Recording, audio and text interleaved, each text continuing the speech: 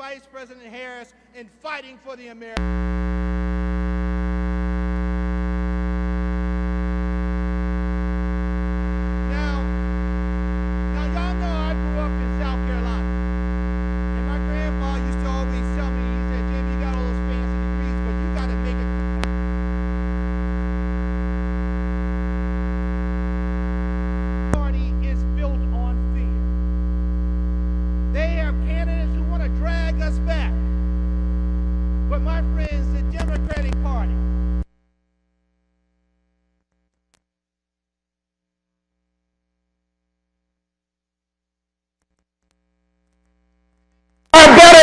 Behind us, we know that our better days are ahead of us. And we have candidates who understand that the vision for our country is in a future that works for every single American, regardless of your race, regardless of your religion, regardless of your gender, regardless of your sexual orientation. We don't care. Every American deserves to live the American dream. And you know who we have fighting for us? Kamala Harris and Tim Walz.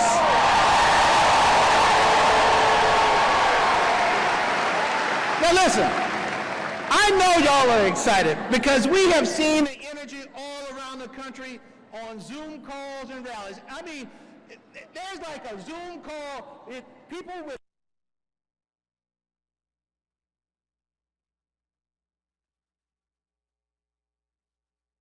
back to Mar-a-Lago for Kamala Harris. We know the American people are with us, but we can't take any of that for granted, my friends. They want us to take it for granted, but we can't. We have to make sure we run every step of the race and lean across that finish line. You know, as the Vice President has said, she knows who Donald Trump is. As Attorney General, she held big banks accountable for California families. Well, Donald Trump was just found guilty of 34 counts of fraud.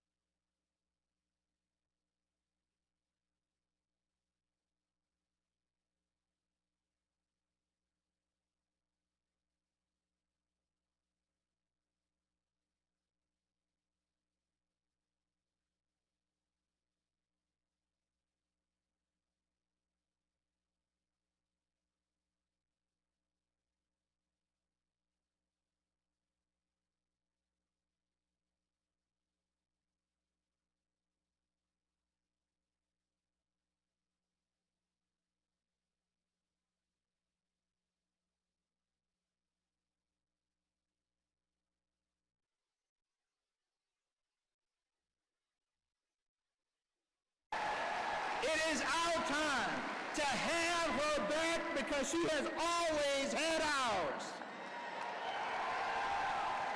So are you ready, Pennsylvania?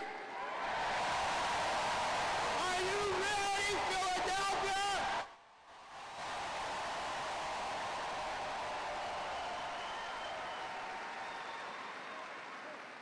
So tell your friends, your mama, your grandmama, aunts, aunties, uncles, and everybody else.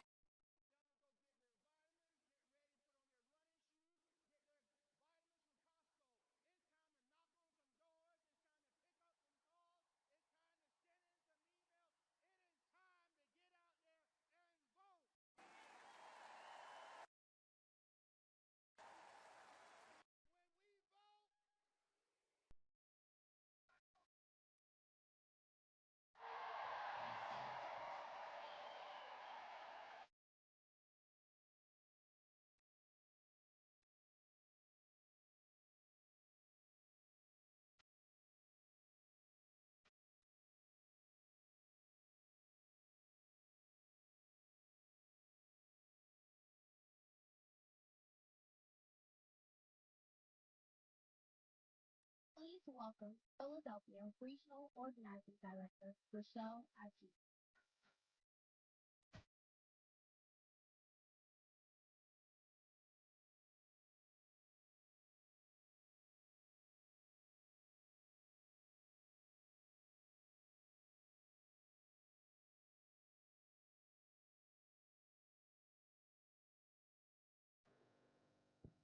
Hello, Philadelphia.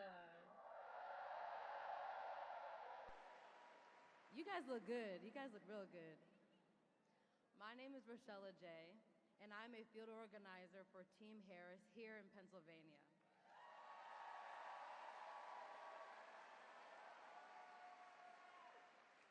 Organizers like me talk to voters on a day-to-day basis. And let me tell you what we're seeing on the ground.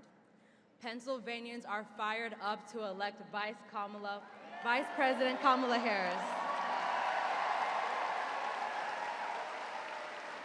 Together, we are tapping into the groundswell of grassroots enthusiasm that we've seen for the Vice President and her fight to take our country forward. We're mobilizing voters from Philly to Erie and everywhere in between. Together, we're going to roll up our sleeves and do the hard work necessary to defeat Donald Trump this November.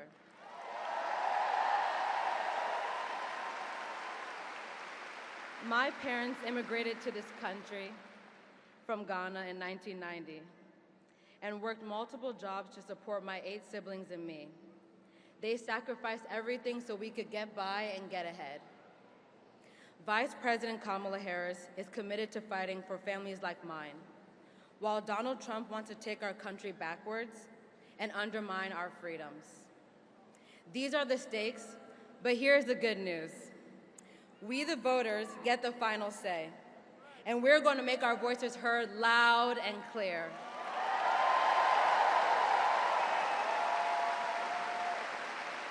We're going to send Donald Trump a clear message. We are not going back.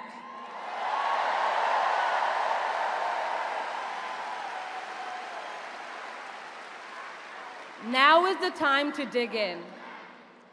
With just around 90 days until Election Day, what we do in this precious time could mean the difference between a nationwide abortion ban under Trump or protecting fundamental freedoms under Vice President Harris.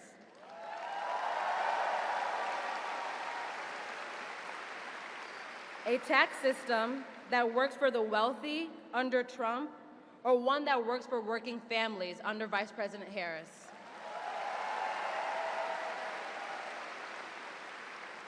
The Project 2025 agenda to gut checks and balances and make Trump a dictator on day one, or standing up for democracy under Vice President Harris.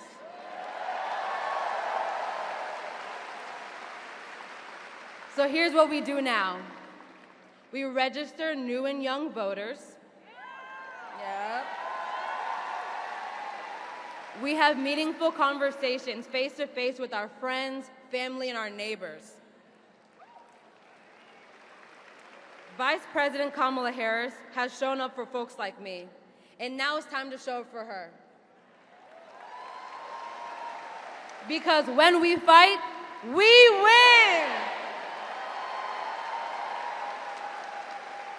The path to 270 runs right through Pennsylvania, so it's no exaggeration to say that we are the folks to get us across to the finish line.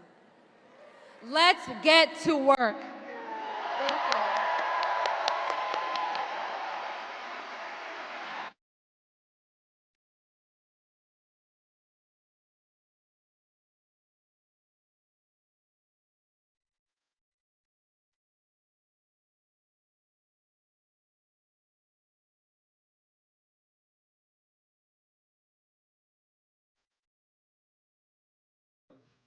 Please welcome Mayor of Philadelphia,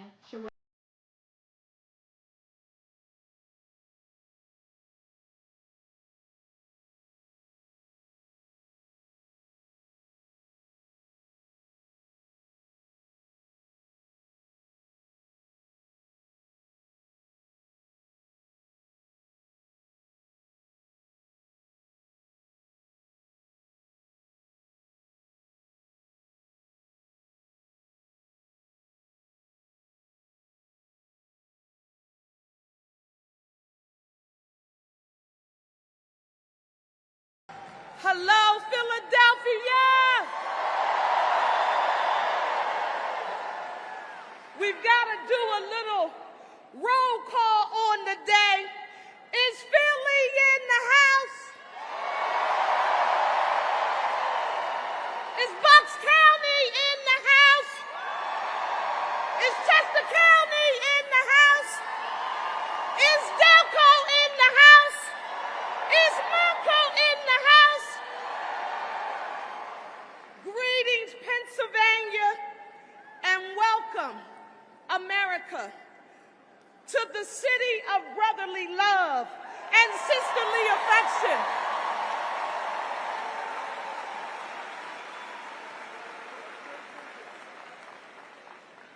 I am Sherelle Parker, and I have the honor and great privilege of serving as the 100th mayor of the city of Philadelphia.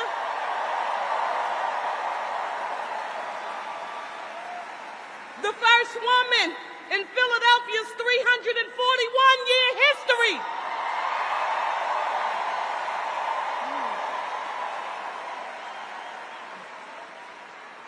So for me, I need you to know that this is a history-making day here in Philadelphia and in our country, because we are on the cusp of electing our Vice President, Kamala Harris, to be the 47th President of the United States of America.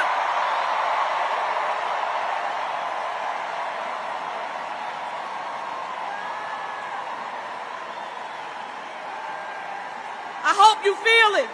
You feel it. For those of you who know me, you know it is my mantra to always speak truth to power, and I've got to share a history story with you, each and every one of you. And it happened to me in my life when I was about 8 or 9 years old. I was raised by my grandparents. My grandmother was a domestic worker from Manning, South Carolina. My grandfather, a Navy veteran from Accomack County, Virginia. And the two of them were having a disagreement, and the windows were open in our row house. And I remember being 8, 9 years old, going outside to sit on the steps, and I cried, and a neighbor walked by and said, "Sherelle," nosy neighbor, "why are you crying?" And I said, "Mommy and Daddy are upstairs having a disagreement. They're having an argument, and I don't like it." And my grandmother, y'all, she had the windows open, and she was listening. Somebody said, I know what happened. She called me upstairs. She called me into her room. I walked in, and she gave me a tongue lashing like I have never received before. She said to me, "No matter what goes on in this house, you don't ever go outside telling anybody about what goes on in this house." And the story came back to mind when we were on our way to walk here into Temple University, when I heard someone, they were fast and quick to talk about the fact that our Democratic nominee for President of the United States had made her vice presidential pick that we are all super excited about. Let me hear you say Harris and Walz. But they were looking for something, and I knew what they were looking for. On today, Democrats, we must take a page out of my grandmother's book, that domestic worker from South Carolina, and remember that our Democratic nominee has spoken, and that's it, period, end of story.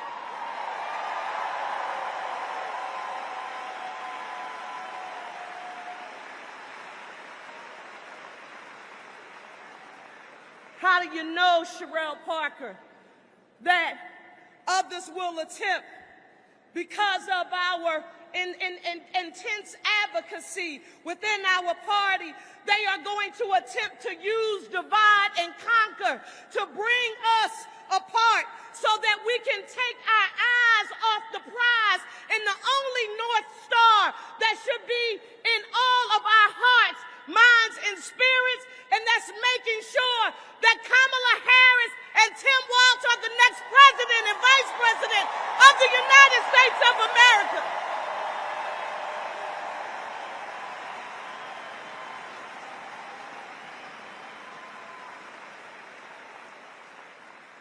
When I tell you that my spirit is full at this moment, it's beaming with pride and dignity and gratitude. Gratitude for our President, Joe Biden, who's dedicated his life, 50+ years. He's made serving our country his mission. Join with me in giving a huge round of applause to President Biden.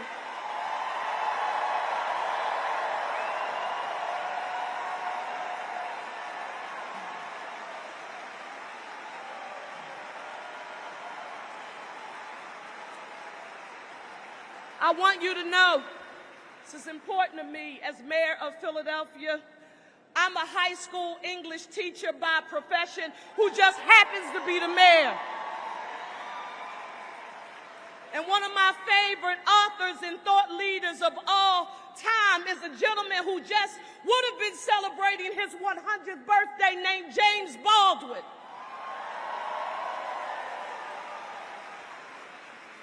James Baldwin had a quote that he would often state when he was fighting for social and economic justice.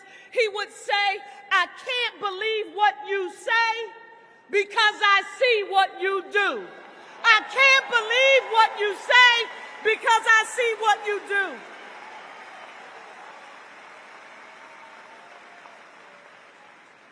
Philadelphia, Pennsylvania, and America. The promise of this moment and what it means for America couldn't be thicker. You can feel the energy in this room. It is tangible and it is palpable.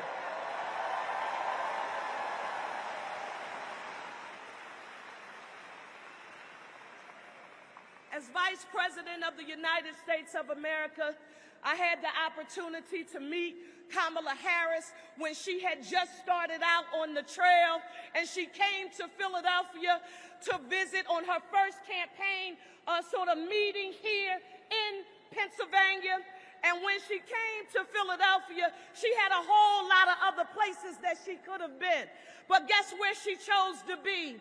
In the neighborhood, with the people, in the backyard, talking to women about the power of unity and addressing issues extremely important to those in our nation. But like James Baldwin, I watch what you do. And I want you to know that as Vice President, she has continued to deliver time and time again for the city of Philadelphia. And I've only been here for 7 months. I just got here. I know my mayors across the nation will appreciate this. I never take a picture with a big check before the little check is in the bank. And in Washington, D.C., they've sent $638 million to Philadelphia for water infrastructure, for mass transit, for environmental remediation. I don't just listen. I also saw our Vice President do something that a whole lot of people had counted out. She and I are Divine Nine Sisters and graduates of historically black colleges and universities.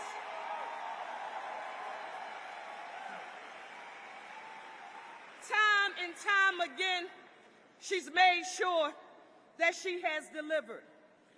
My ask as the mayor of Philadelphia here on today is for you to not let any of the tricksters, because you know Trump the trickster. How many people have seen Trump the trickster? That's right. Don't let Trump the trickster take our eyes off the prize. We have to remember that there is nothing that is more important than electing the Harris Walz team and sending them where they belong, to 1600 Pennsylvania Avenue, to the White House.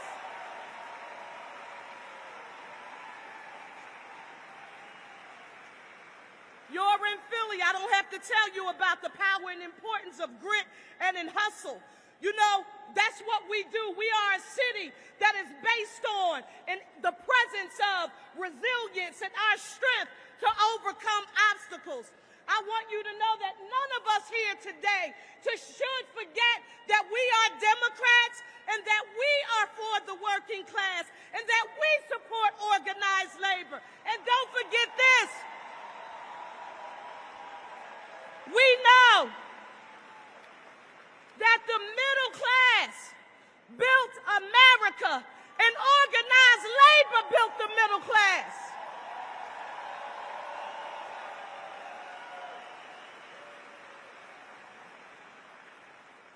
To our vice presidential candidate, Governor Tim Walz of Minnesota, I am proud, sir, that you are an educator. You know the power of public education has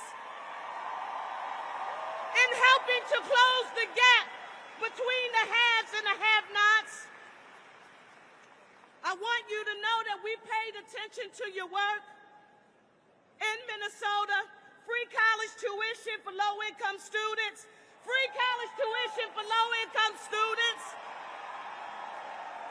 Free meals for school children. Protections for the LGBT community. Standing up for workers and union members. I want to say this to you. Are you ready, Philly and Pennsylvania, to rumble for Kamala Harris and Tim Walz?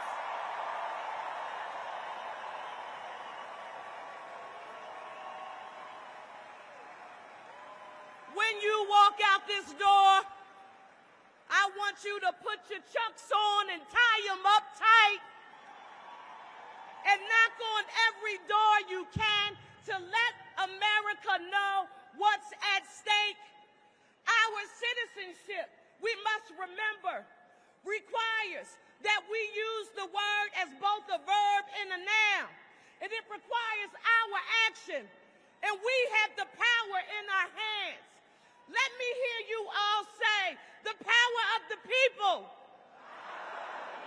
is greater than the people in power.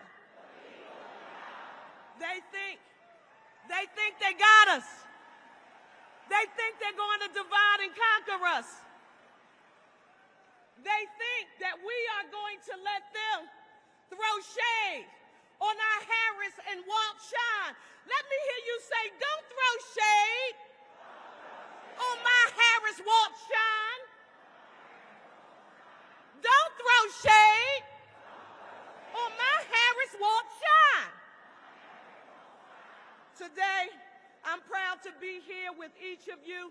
When we leave out of here, we've got work to do, and we are going to make sure that Kamala Harris is the 47th President of the United States of America.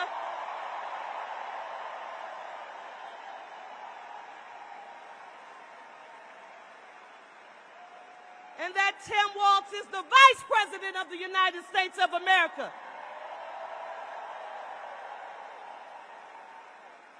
I saw some folks here. I want you all to put your ones in the air for me. Everybody right now, because this one represents unity. I want you to know that together, we are one city. Let me hear you say one city, one region, one state, and one nation united. Let's go and get to work. Thank you all.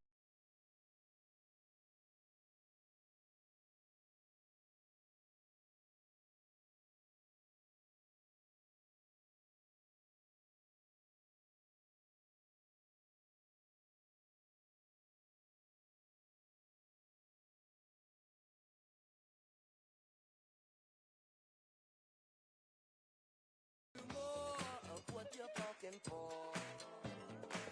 Don't tell me now. Do you promise the funk? The whole funk, nothing but the funk.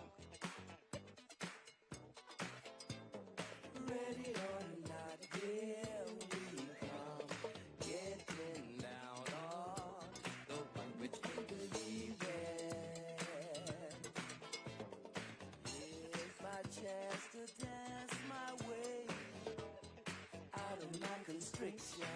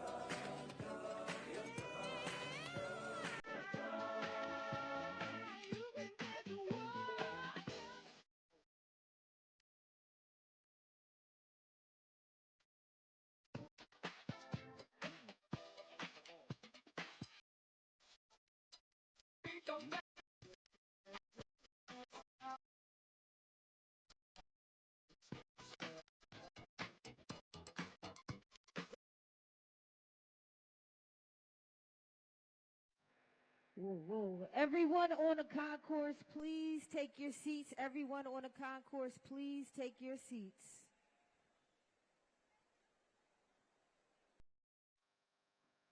Philly, how y'all feeling? How y'all feeling?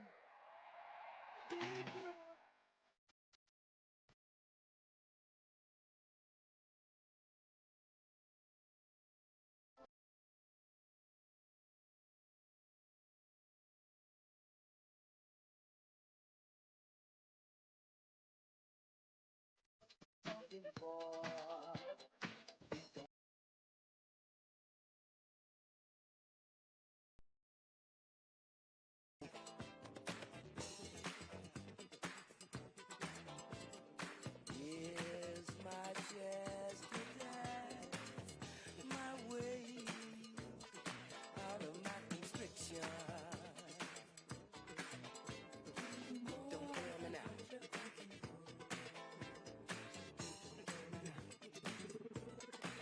Do you promise the funk? The whole. Please welcome United States Senator for the Commonwealth of Pennsylvania, John.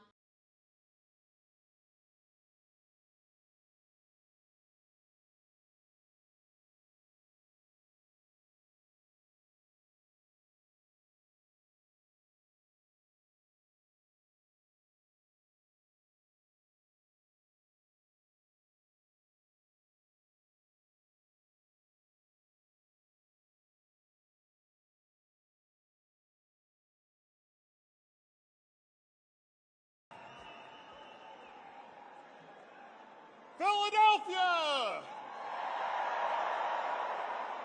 Philadelphia! Hey, look, I'm a Yinzer. I'm a Steeler guy.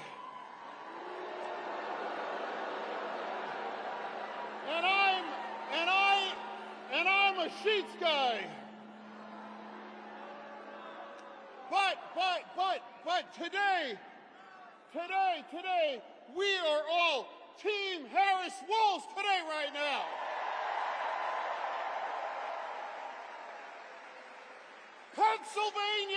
Pennsylvania picks the president. We did that in 2020. And in 3 months, we're going to do that again.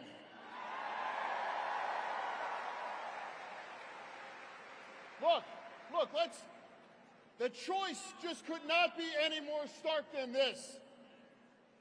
You know, this election is about moving our country forward with Vice President Harris and Governor Walz.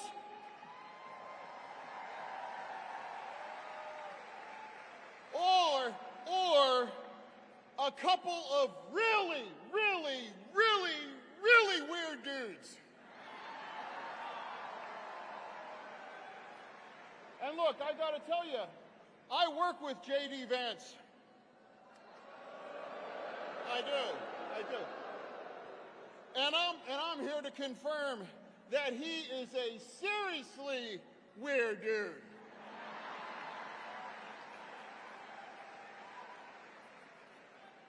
Look. Let's get to work, and it all starts now. Thank you, Philadelphia.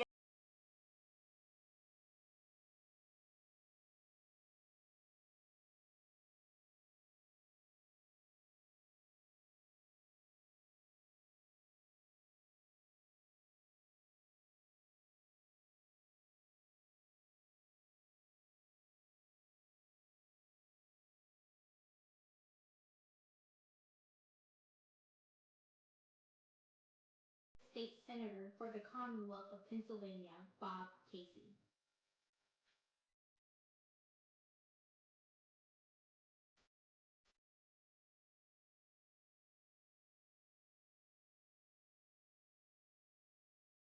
Thanks, everybody. Hello, Pennsylvania.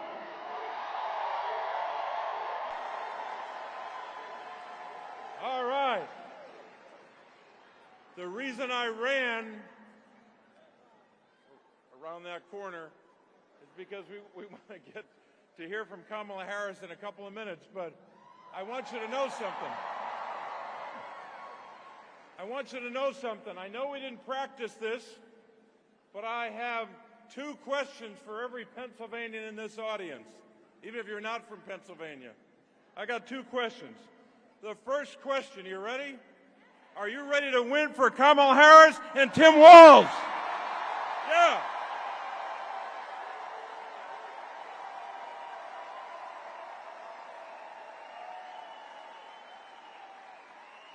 And the second question is, are you ready to win for everyone on our ticket?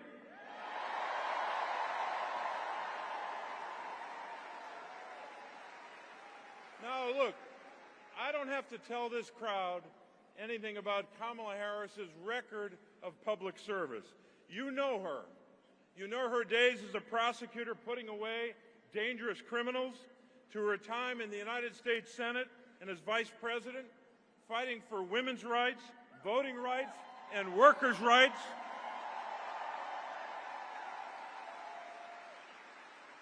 You know her service as vice president, as Democrats brought jobs and investment back to our Commonwealth.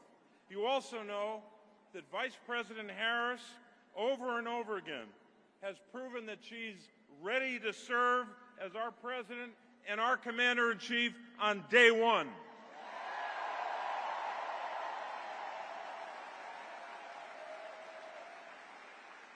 And I am certain that you know the last thing I'm about to say. Not the entire last thing, but what I'm about to say next. You know as well that she is ready to defeat Donald Trump.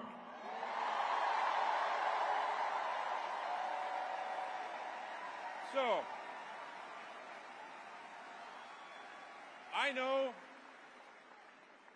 that we have some union members in this audience. Put your hand up. Thank you. Thank you to the men and women of organized labor who give strength to our party and lead our nation.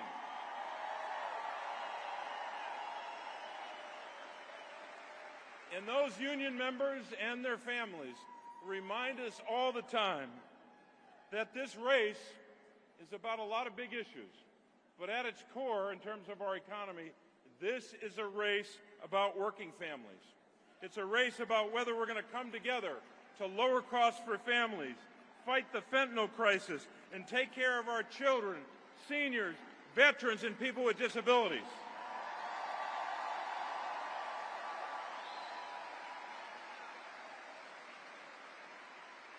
Look, these are the people that I've fought for every day of my life as a public official, and I'm going to keep fighting for them when we win this year. Now, I'm running in a big Senate race, and I want you to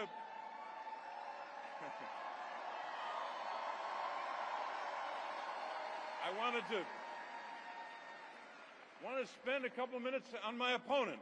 Just want to give him a little time here.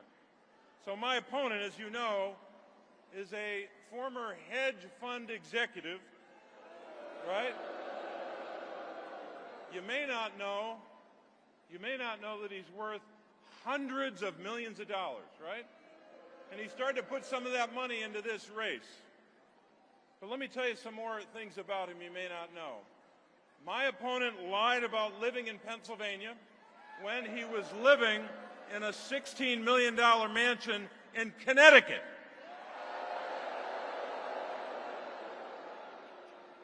He also lied about how he grew up. He said that he started with nothing. That's a direct quotation. He said he started with nothing, even though his father was a university president. He was lucky to grow up the way he did, just like I was lucky. But why would he tell some Abe Lincoln story when we know what the truth is? There's more. David McCormick also lied about creating hundreds of jobs in our state. He doesn't understand this Commonwealth. He doesn't understand the people that make this state what it is. Here's what he did. He's flown in on a private jet from Connecticut to his campaign events, and then he's flown back to Connecticut in the same corporate jet. There's more. While running the world's largest hedge fund in Connecticut, and all the while getting rich off investments in China, he didn't vote in Pennsylvania for 15 years. Here's a radical idea. I think you should know the people that you seek to represent, right? I was born and raised in Scranton, Pennsylvania. My wife, Therese, and I have raised our daughters in Pennsylvania. We still live in Scranton, Pennsylvania today, and Pennsylvania will always be my home. And you all know what kind of Commonwealth we have. You live it every day. We live in a Commonwealth where we strive to be a Commonwealth in life as well as in name. And I've worked every day as a public official to lift up your voices as your representative. And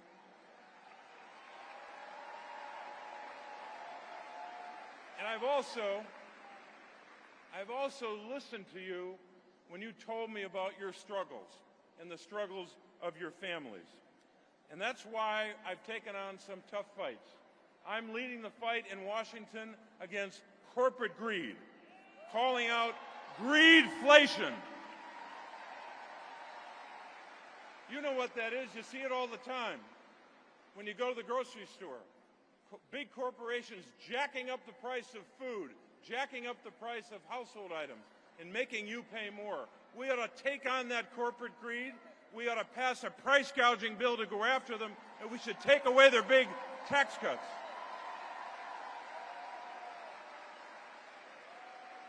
My opponent has a different view. He excused those big companies. He thinks I'm being too tough on the big companies. He's criticized me for that. He also wants to repeal the law that you helped us pass to cap the cost of insulin at $35 a month for seniors. That is wrong, and we're never going to let him do that. He's also promised to continue to perpetuate those obscene corporate tax cuts from 2017. And you know what? Because he has that position, and because I voted against that obscene bill, David McCormick has had the benefit of these big billionaires, these out-of-state billionaires supporting an out-of-state candidate, coming in to prop him up and to pay for 80% of his advertising. That's what they're doing to reward him. Look, I think it's pretty clear from his record as a hedge fund executive that David McCormick will do anything to make a buck, anything to make money. And he does that even when it hurts the people of our state. He invested millions in Chinese military companies that make fighter jets, bombers, and missiles. And while we, all of us across our state, we're fighting against fentanyl that's trafficked from China that kills over 4,000 Pennsylvanians each year. David McCormick, listen to this one. David McCormick, as a hedge fund executive, invested millions of dollars in China's largest producer of fentanyl. You're damn right, boo. I believe that you deserve a senator who's on your side, who's not out for himself. Pennsylvanians can't trust David McCormick to look out for you and your families. He's only going to be looking out for rich guys like himself. He's proven that. And lastly, a big issue in this race. We can't trust him to stand up for reproductive rights for women. He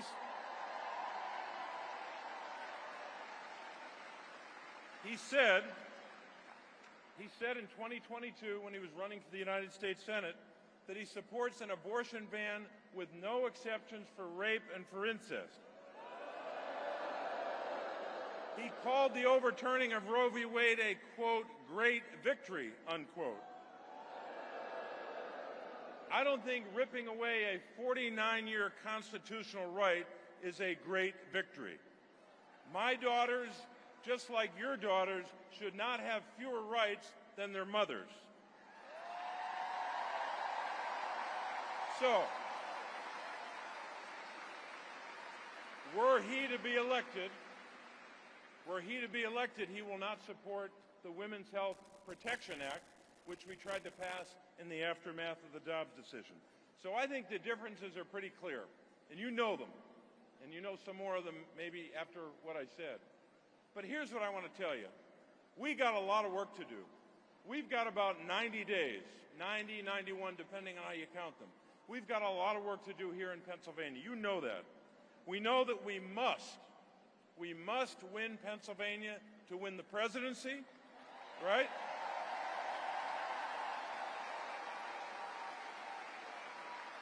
And we must win Pennsylvania to preserve this majority in the United States Senate. We have to do that. So, I'd ask you to do something for me. Please take out your phone, if you can do that. Take out your phone and join, and text the following, join, J-O-I-N, to 51041, 51041, and sign up to help us in this campaign. I'm grateful for your willingness to do that, because here's what we know about our state. We know that in Pennsylvania, we know how to mobilize, we know how to organize. Pennsylvania is where freedom began, and we know how to fight for freedom in Pennsylvania. So, my fellow Pennsylvanians, I only got one more question for you, maybe two. Got two more questions for you. Are you ready to go out and fight for our freedoms?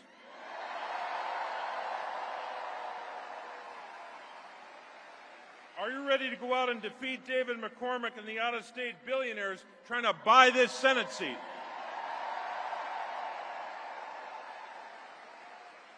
And I'll just add one more. Are you ready to go out and make sure that Kamala Harris and Tim Walz win? Let's go out and win this race.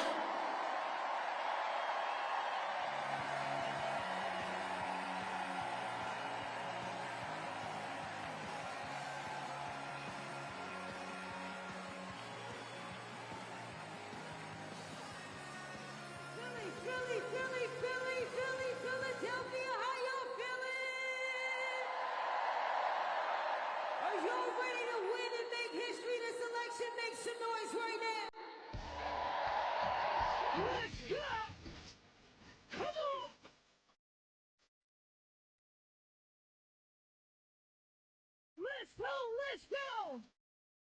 Hands up! Hands up!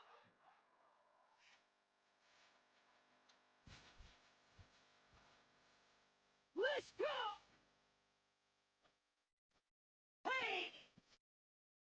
Hold up! Let's go!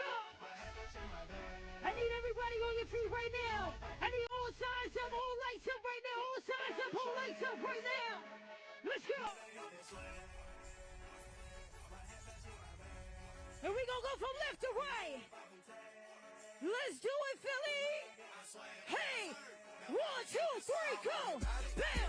Hey, hey, hey, hey, hey, hey. Let's go.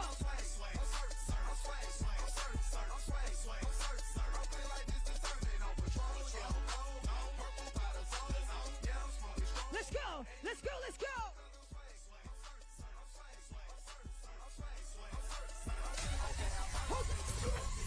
Hey, let's go, let's go.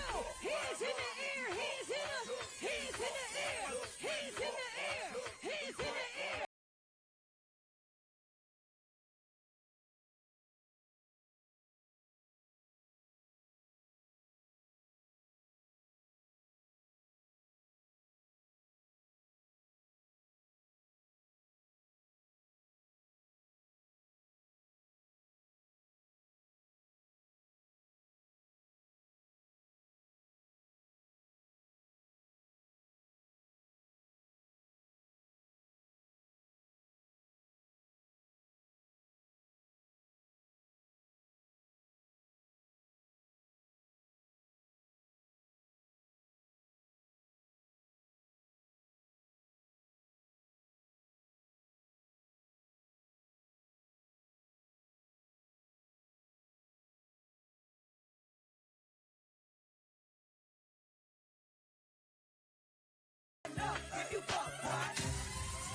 If y'all sick of Donald Trump, I need y'all to say move.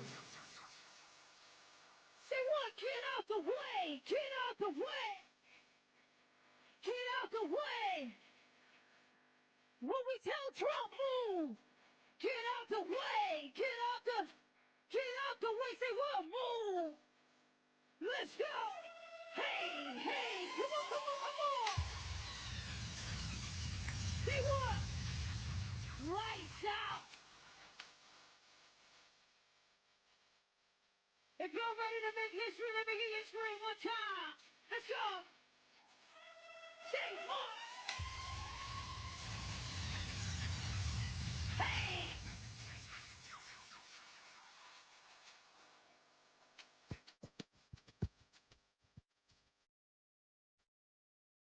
Say what? No.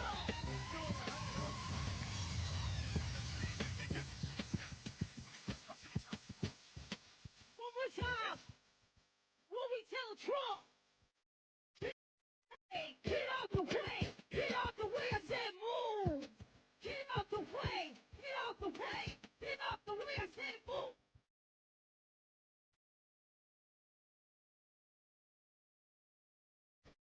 Let's go. Hold up. Hold up. Come on. If you're ready to make history, let me hear you make some noise. Do up. Hey, hands up, hands up. Hands up, hands up. Come on, come on.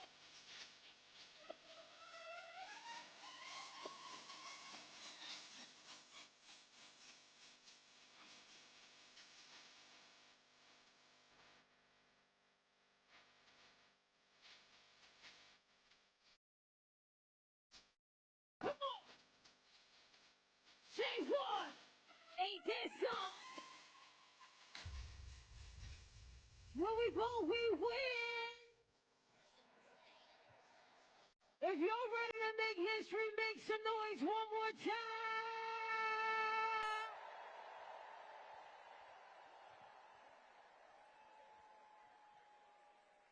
And now, please welcome the West Powellton Steppers and Drum Squad and your Sixers Stixers.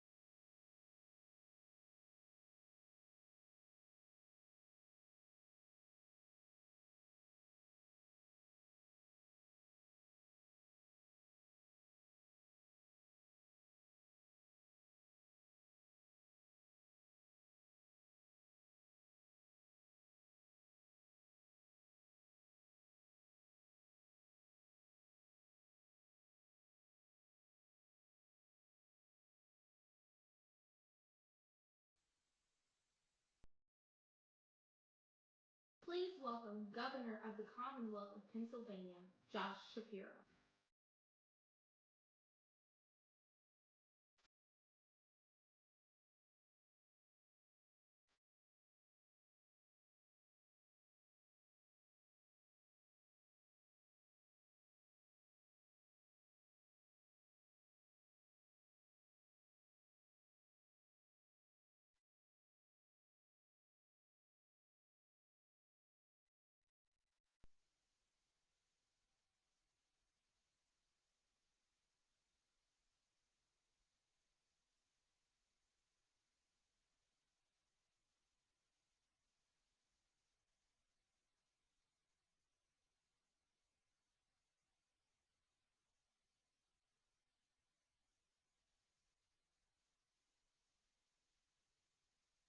Thank you. Thank you.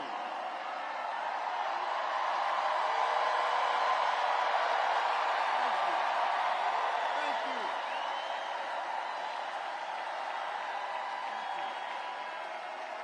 Thank you. I love you, Philly.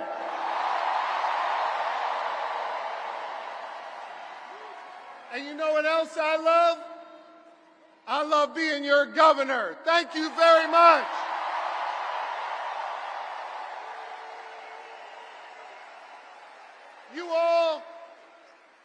Y'all fill my heart. And I love you so much.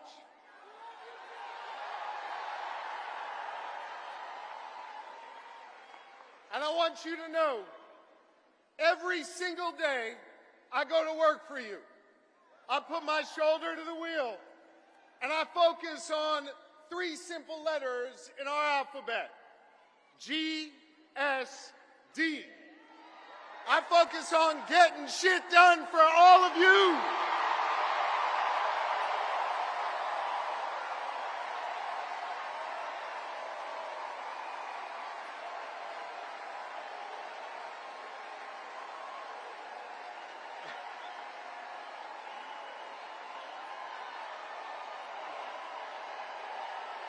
Thank you. Thank you. Thank you.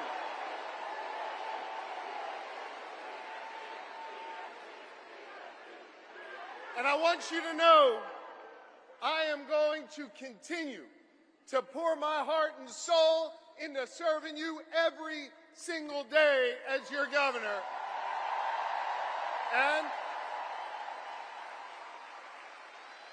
And I'm going to be working my tail off to make sure we make Kamala Harris and Tim Walz the next leaders of the United States of America. That's right. Let me tell you about my friend Kamala Harris, someone I've been friends with for 2 decades. She is courtroom tough. She has a big heart. And she is battle-tested and ready to go.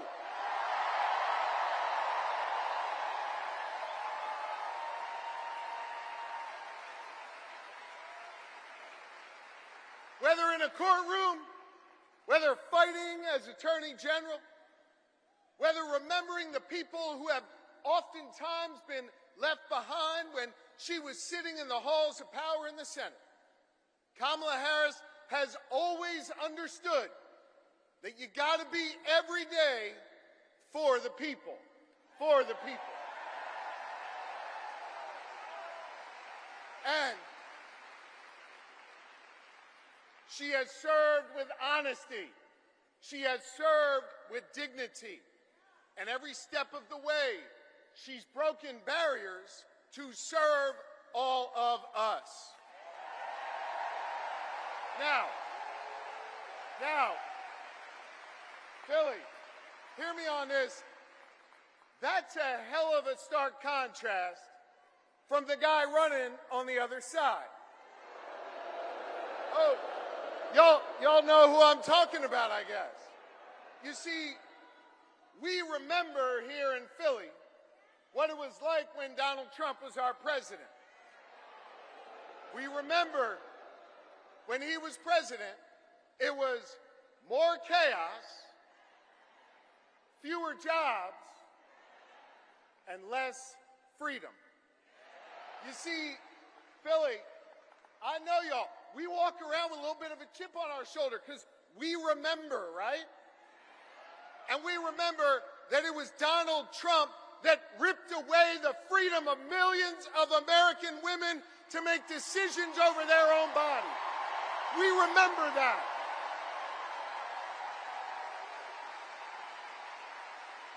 We remember that. We're not going back. We are not going back. You're right. Not going back. And here's the thing. We don't want to go back, but let's go back for a second, just remember. Let's just remember, because I think there's some folks out there that still have a little bit of brain fog, having a hard time remembering what it was like. Now listen, he brought all that chaos and limited our freedoms back when he was president, and let's be honest, didn't know what the hell he was doing. He didn't. But this is serious, gang. He knows what he's doing now. He does. And the Supreme Court that he packed, the Supreme Court that he has packed has ruled that he is above the law. He is outside of the law. And now he's got a clear plan. They all wrote it down in that whole Project 2025 thing. And they got a clear plan to take away more of our freedoms. They got a clear plan to use the Justice Department to go against our enemies. They got a clear plan to isolate us in the world. And let me tell you something, I ain't going back. I am not going back. I'm not. And neither do you want to go back. We are not going back.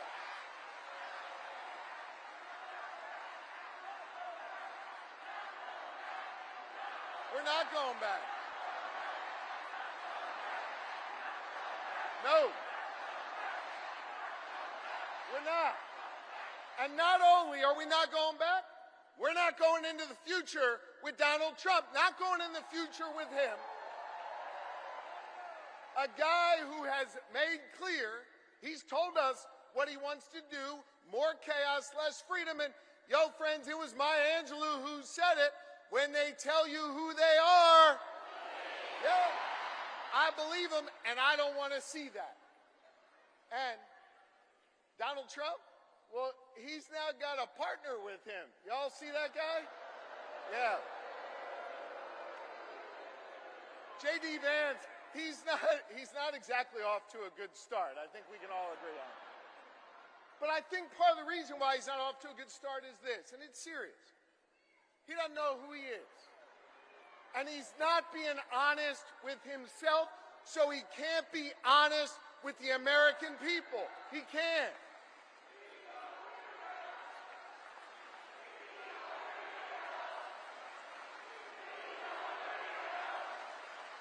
Now,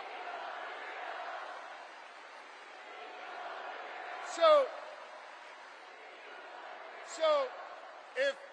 if I hear you right, and I think I do, you're chanting, he's a weirdo. Which means, man, I love you, Philly.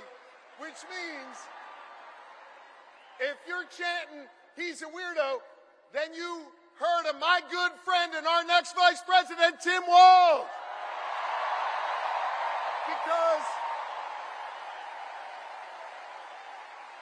Tim Walz, in his beautiful Midwestern plain-spoken way, he summed up J.D. Vance the best. He's a weirdo. And I want to talk about Tim Walz, because Philly, in a minute, he's going to come out here, and I want you to give him a whole lot of love. Tim Walz is a great man. Tim Walz is an outstanding governor. Tim Walz is a teacher. Tim Walz is a guardsman. Tim Walz is a great patriot.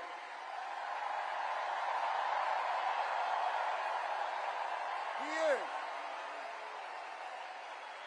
And I'll tell you what else. Tim Walz is a dear friend.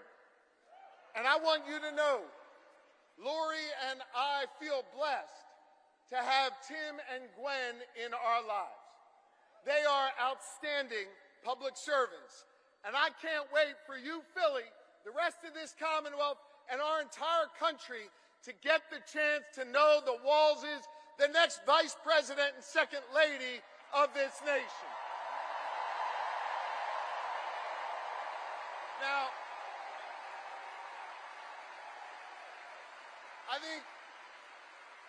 think it is fitting, and it is special, that Kamala Harris and Tim Walz have chosen to launch their campaign right here in Philadelphia, in the city of brotherly love and sisterly affection.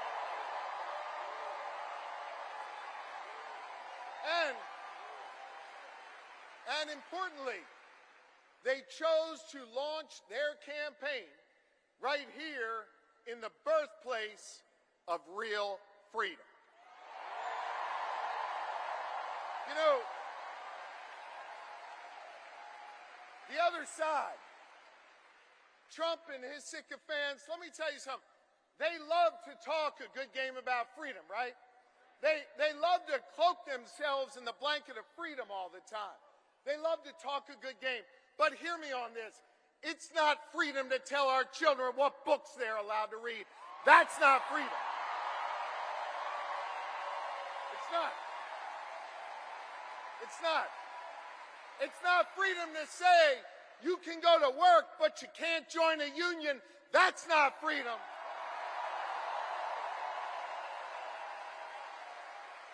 It's not freedom to tell women what they're allowed to do with their bodies. That's not freedom. It's not. It's not. It is not. No, it's not. It is not. And it won't be that way when Kamala Harris is our president. And it sure as hell isn't freedom to say you can go vote, but he's going to pick the winner. That is not freedom.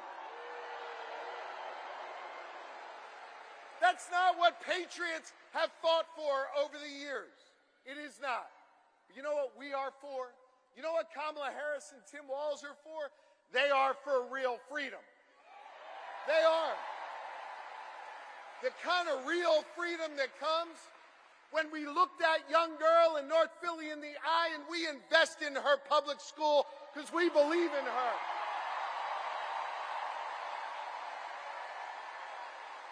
We believe in real freedom, the kind of freedom that comes when we invest in our police and we invest in our communities because we believe that young girl should walk to and from school safely and back to her mama at the end of the night.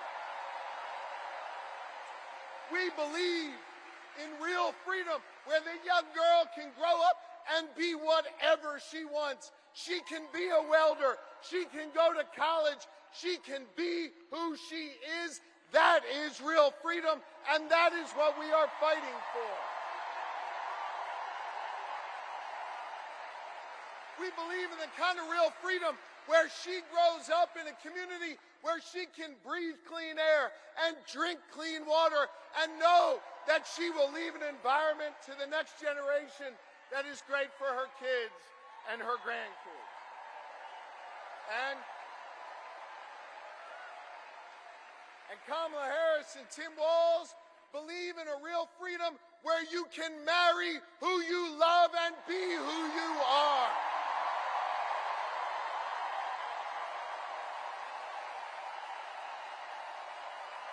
Now, freedom. Freedom is on the ballot. And our fundamental freedoms are at risk. And I know when it's at risk, it's easy to feel uneasy. And it's easy to get down. But let me tell you something, Philly. Let me tell you something, Pennsylvania. Let me tell you something, America. I am more optimistic than ever before.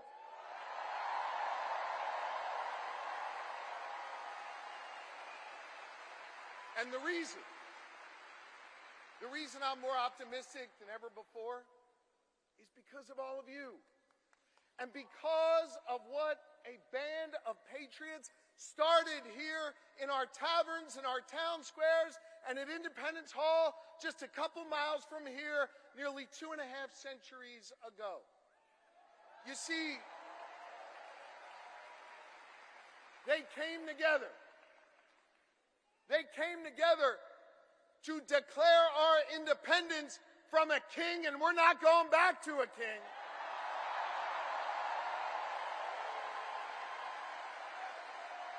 And we're not going back.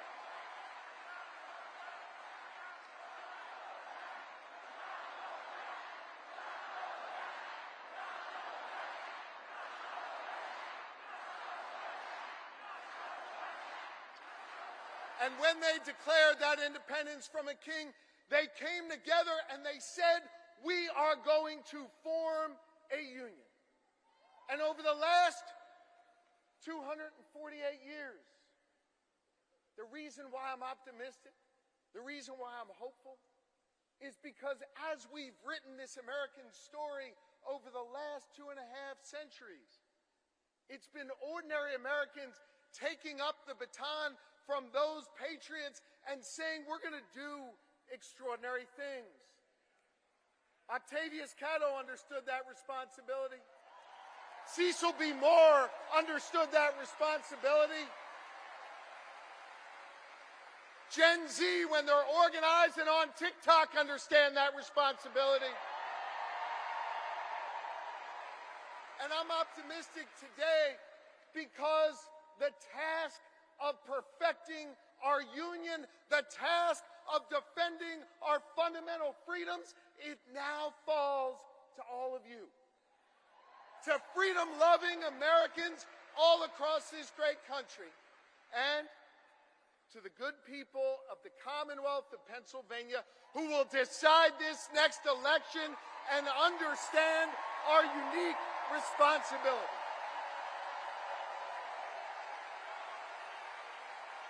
I love you too, and this is a moment where we all have to understand that while we'll see Kamala Harris and Tim Walz as names on the ballot, that this election isn't just about their names on this ballot. This election is about all of you. And whether or not you're willing to do this hard work to fight for our freedom, whether or not you're willing to do this hard work that started here 248 years ago.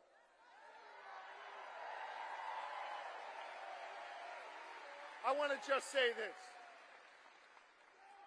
I lean on my family and I lean on my faith, which calls me to serve.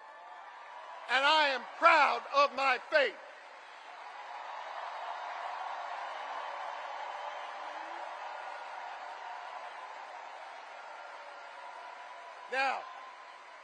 Now hear me. I'm not here to preach at y'all, but I want to tell you what my faith teaches me.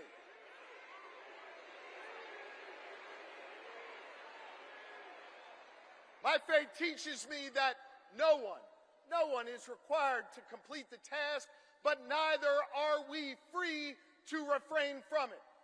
That means that each of us has a responsibility to get off the sidelines, to get in the game, and to do our part.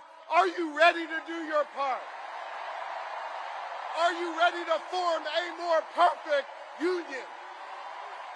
Are you ready to build an America where no matter what you look like, where you come from, who you love or who you pray to, that this will be a place for you? And are you ready to look the next President of the United States in the eye and say, "Hello, Madam President"? I am too, so let's get to work.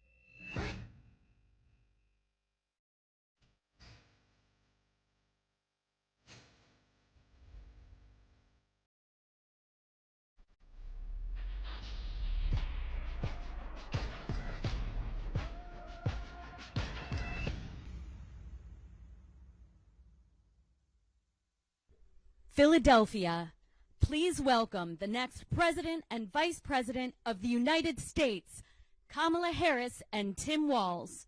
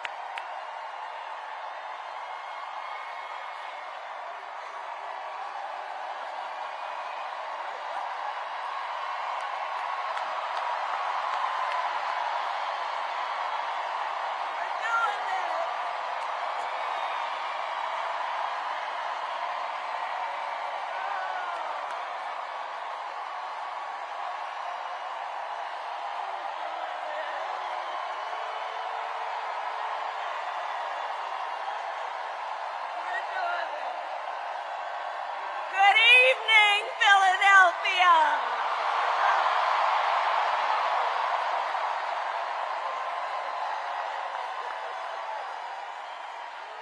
Good evening.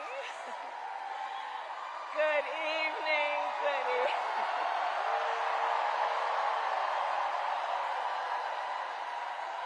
Good evening, everyone. Good evening. Good evening. Oh, it is good to be back in Pennsylvania.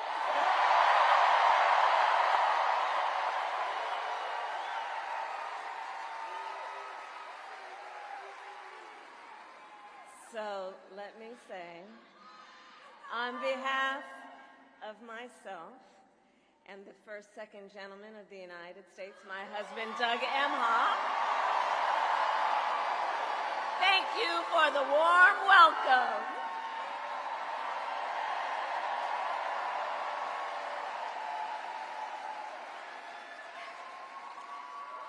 And let me just say, it's good to be here with all of the friends, all of the leaders who are here. I want to thank former Governor Ed Rendell,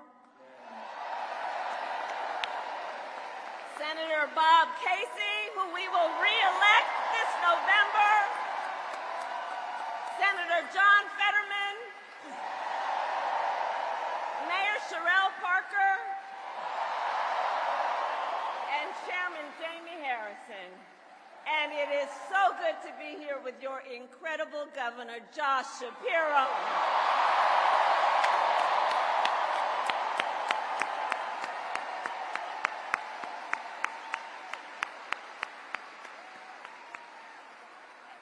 And I will say, Josh is a dear, dear friend and an extraordinary leader. He and I have been spending a lot of time together over the years. And I told Josh, look, I am so invested in our friendship in doing this together, because together with Josh Shapiro, we will win Pennsylvania.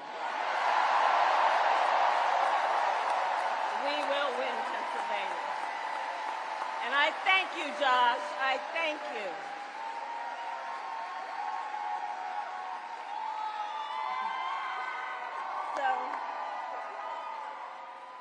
So Philadelphia, I launched my campaign for the President of the United States a mere 2 weeks ago. And it's been a bit of a whirlwind. And just last night, the delegates to the Democratic National Convention finished voting. And so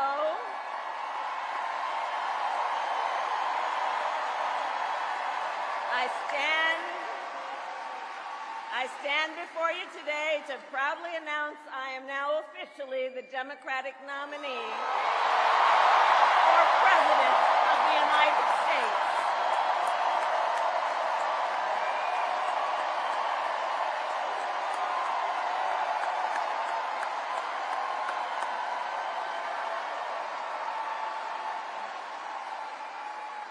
And so now we got some work to do. We need to move to the general election and win that. And to all the friends, listen, we also need to level set. We are the underdogs in this race. But we have the momentum, and I know exactly what we are up against.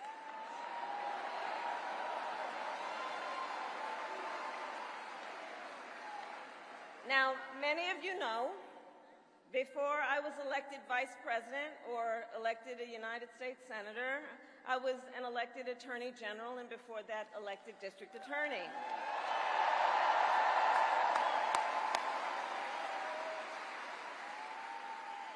And before that, I was a courtroom prosecutor. So in those roles, I took on perpetrators of all kinds.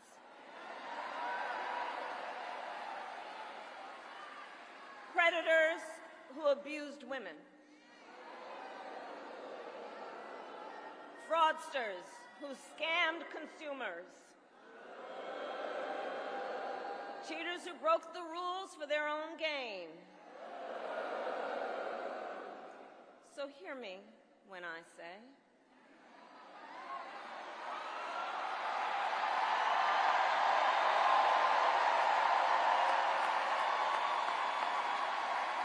I know Donald Trump's type.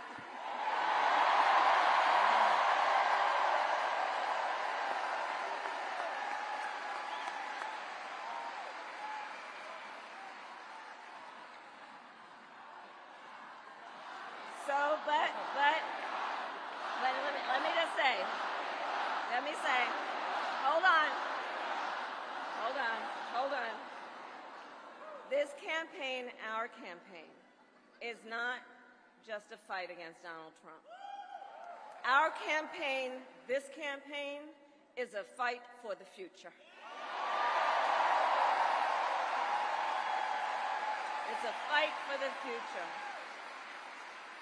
In Pennsylvania, we fight for a future with affordable housing, affordable health care, affordable child care, paid leave. We fight for a future where we build a broad-based economy, where every American has the opportunity to own a home, to start a business, and to build wealth.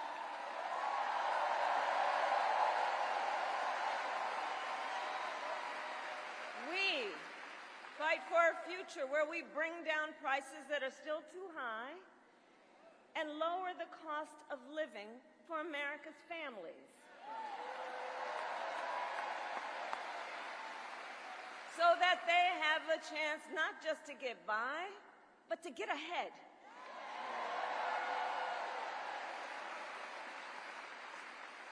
We fight for a future where we defend our most fundamental freedoms. The freedom to vote.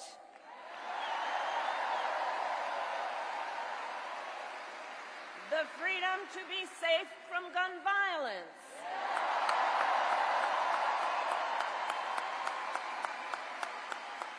The freedom to love who you love openly and with pride.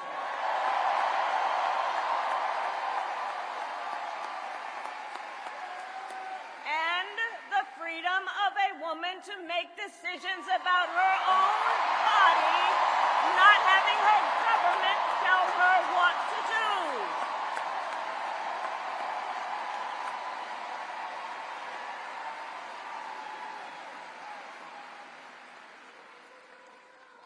So, I love you too. So here's the thing. Since the day that I announced my candidacy, I set out to find a partner who can help build this brighter future.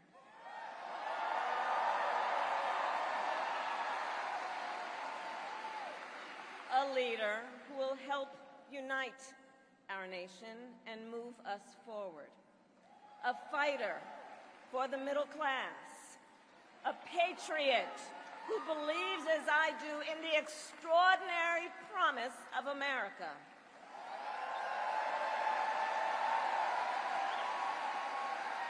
A promise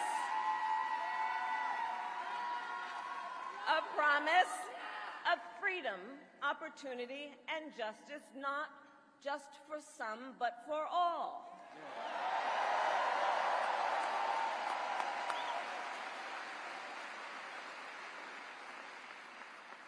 So, Pennsylvania, I'm here today because I found such a leader.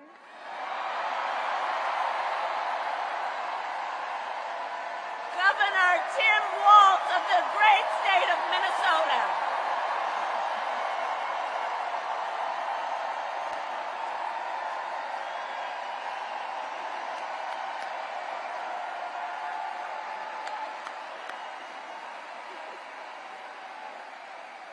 So, to those who know him best, Tim is more than a governor. To his wife, Gwen, he is a husband. To his kids, Hope and Gus, he is a dad. To his fellow veterans, he is Sergeant Major Walz.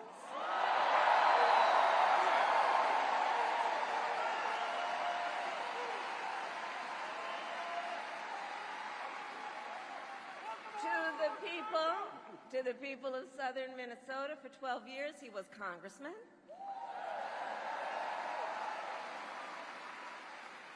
To his former high school students, he was Mr. Walz.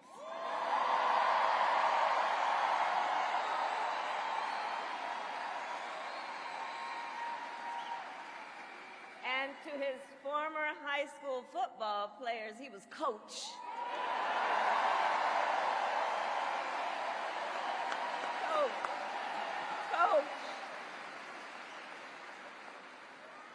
And in 91 days,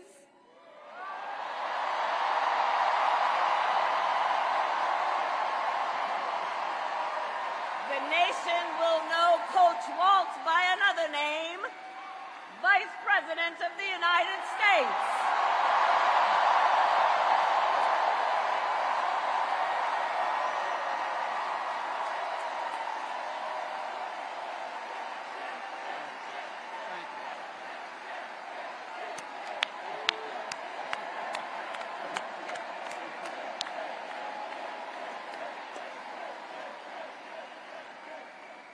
So America, for some folks, they're just getting to know Coach Walz's story.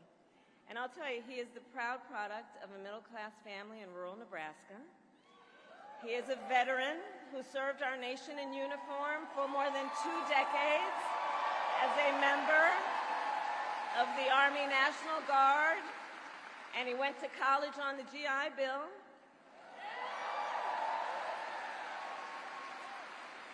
He is someone who, long before he entered politics, worked as a teacher.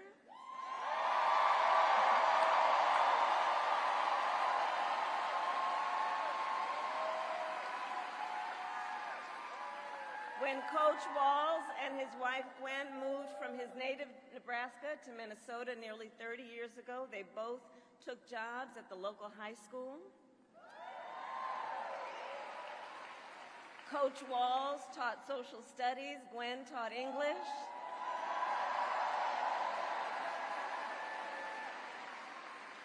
After school, Tim was the linebackers coach for the football team.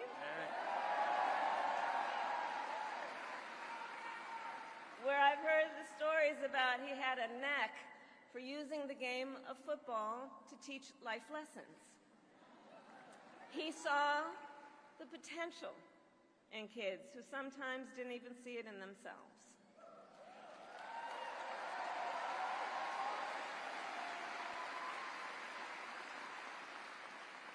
Under those Friday night lights, Coach Walz motivated his players to believe they could achieve anything.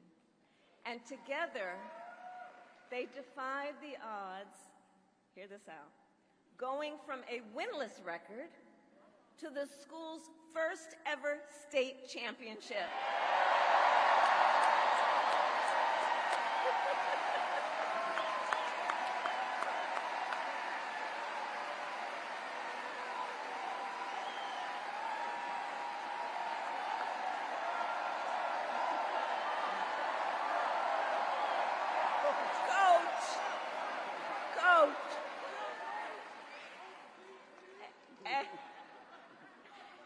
And I'll say and I'll add, Tim wasn't only a role model on the football field. Around that same time, Coach Walz was approached by a student in his social studies class.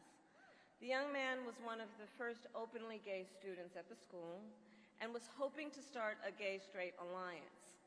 At a time when acceptance was difficult to find for LGBTQ students, Tim knew the signal that it would send to have a football coach get involved.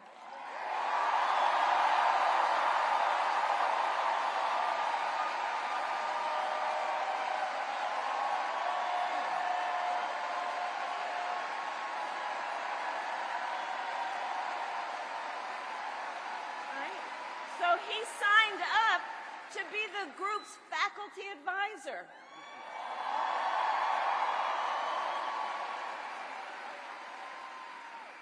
And as students have said, he made the school a safe place for everybody.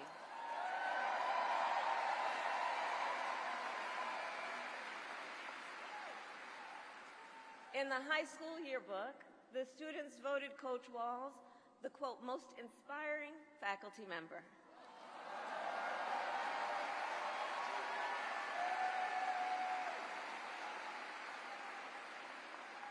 And as I think everyone here can see, Tim Walz was the kind of teacher and mentor that every child in America dreams of having, and that every kid deserves. The kind of coach, because he's the kind of person who makes people feel like they belong and then inspires them to dream big. And that's the kind of vice president he will be.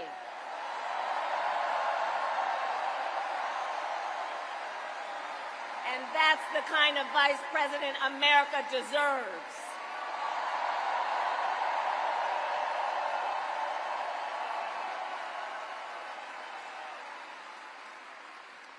So it was Coach Walz's students who actually helped him decide to run for office. And he served 12 years in Congress, representing a purple district as he reached across the aisle to get things done. He was the highest ranking enlisted man to ever serve in the United States Congress.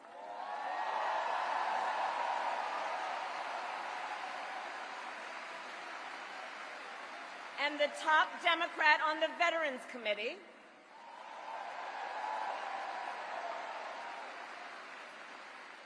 And he was known as one of Capitol Hill's best marksmen,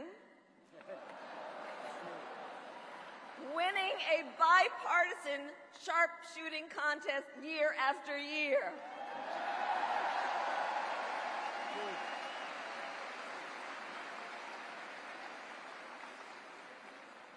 In Washington, Tim worked to raise the minimum wage, to protect the freedom of workers to join a union,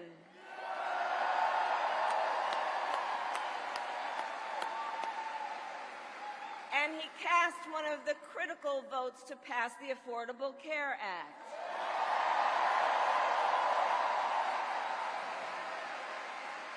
which of course gave health insurance to tens of millions of Americans. I'm going to tell you, when we win, Tim and I will continue to make the Affordable Care Act even stronger.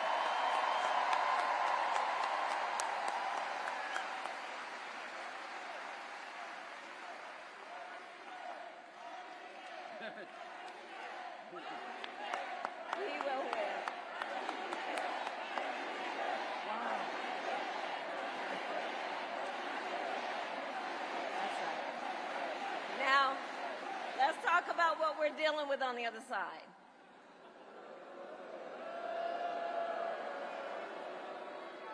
So on that last topic, if Donald Trump gets a chance, he will end the Affordable Care Act and take us back to a time when insurance companies had the power to deny people with pre-existing conditions. You remember what that was like? Children with asthma, breast cancer survivors, grandparents with diabetes. Well, Governor Walz and I will not let that happen.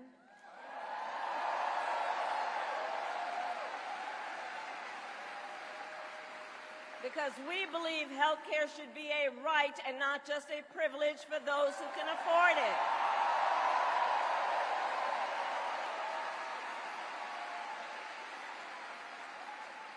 As governor, Tim has continued to fight for working families.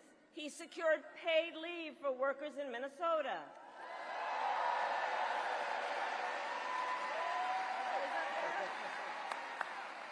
And he refused as governor to allow any student in their public schools to go hungry.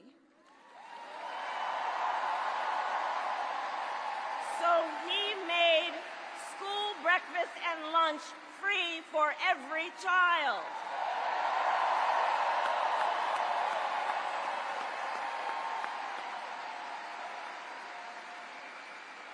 And Tim Walz and I, we agree about many things, including when our middle class is strong, America is strong.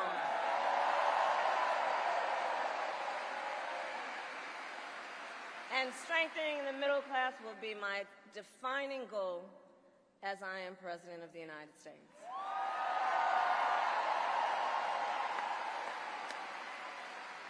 So Pennsylvania, ours is a fight for the future of the middle class, and it is a fight for freedom.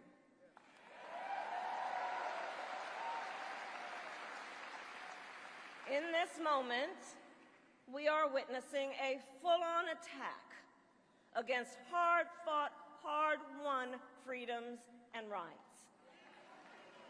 Take reproductive freedom. Now think about this. Donald Trump said he wants to punish women.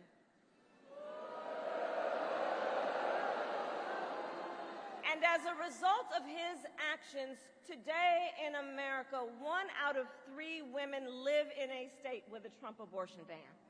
1 out of 3. Some of these bans go back to the 1800s, even before women had a right to vote. Think about that.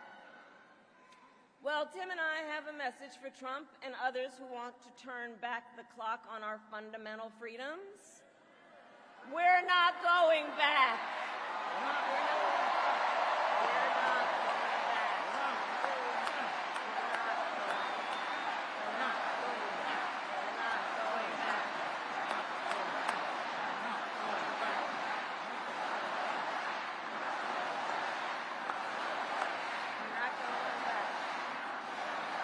We're not going back.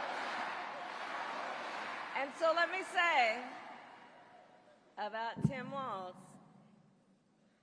he has shown up to stand against these attacks long before he stood on the stage with me.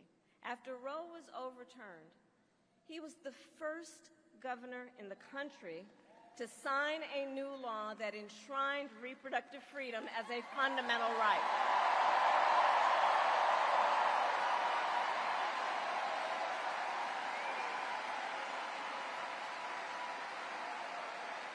And with Tim Walz by my side when I am president, President of the United States and we win majorities in the United States Congress, we will pass a bill to restore reproductive freedom, and I will proudly sign it into law.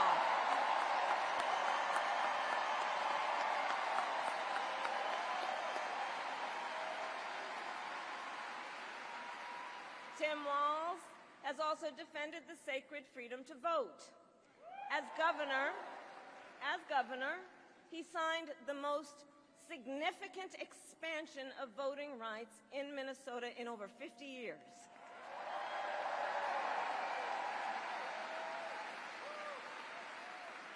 And with Governor Walz's help, when I am president, we are going to finally pass the John Lewis Voting Rights Act and the Freedoms to Vote Act.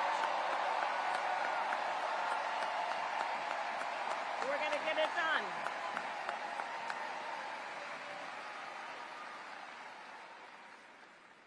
So Tim is a hunter and a gun owner who believes, as the majority of gun owners do, that we need reasonable gun safety laws in America.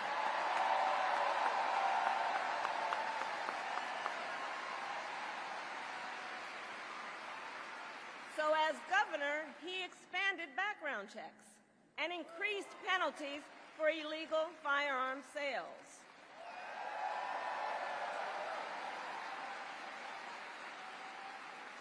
And together, when we win in November, we are finally going to pass universal background checks, red flag laws, and an assault weapons ban.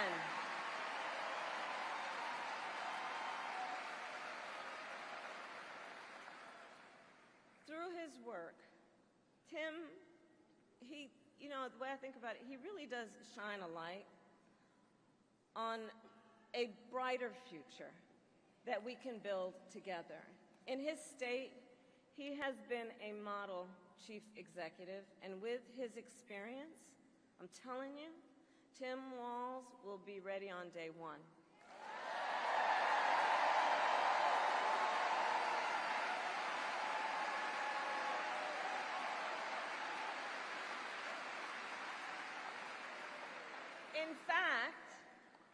In fact, when you compare his resume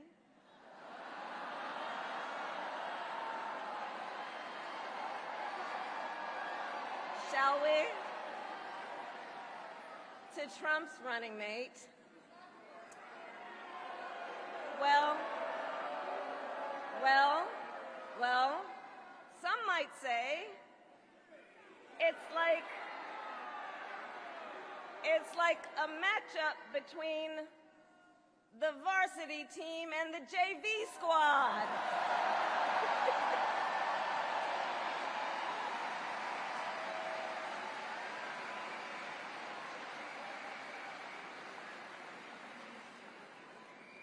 So, Pennsylvania, ultimately in this election, we each face a question. What kind of country do we want to live in? A country of freedom, compassion, and rule of law, or a country of chaos, fear, and hate? And here's the beauty of our democracy. We each have the power to answer that question. We each have the power to answer that question. The power is with the people.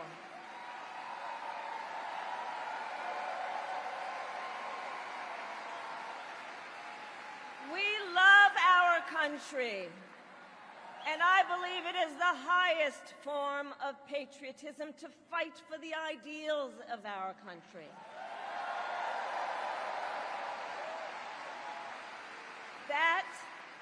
That is how we preserve the promise of America. And after all, the promise of America is what makes it possible for two middle-class kids, one a daughter of Oakland, California, who was raised by a working mother. The other, a son of the Nebraska plains who grew up working on a farm.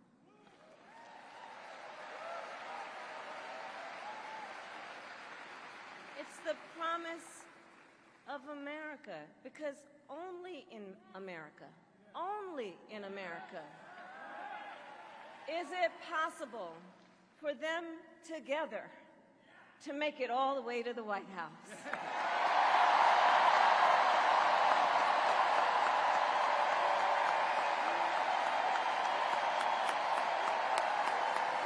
Only in America. Only in America. Only in America.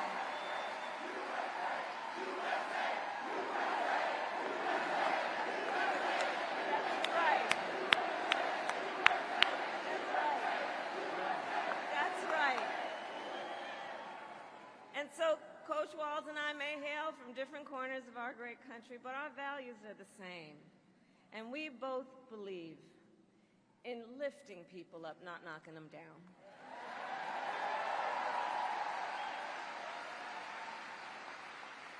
He and I, we both know the vast majority of people in our country have so much more in common than what separates them.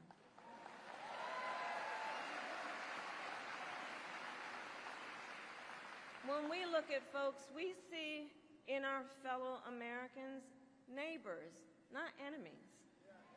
Not enemies.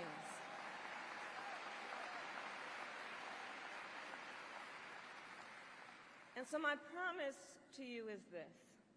Our campaign will reach out to everyone, from red states to blue states, from the heartland to the coast, in rural, urban, suburban, and tribal communities.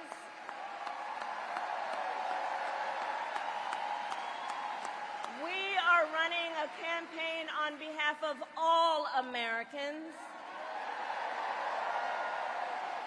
And when elected, we will govern on behalf of all Americans.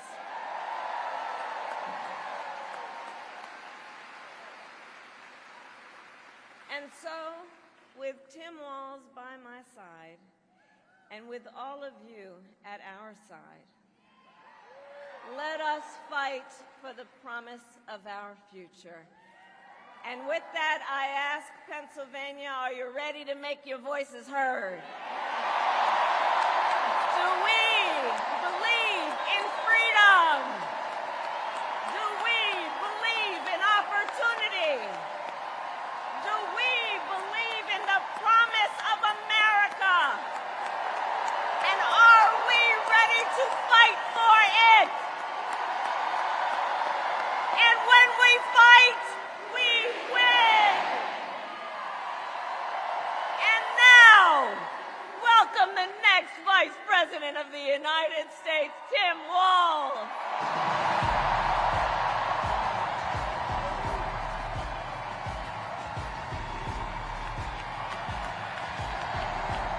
Wow.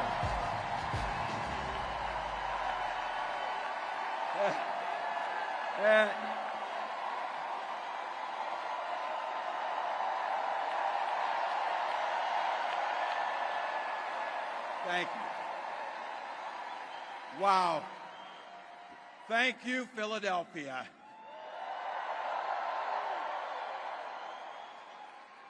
Thank you, Madam Vice President, for the trust you put in me, but maybe more so, thank you for bringing back the joy.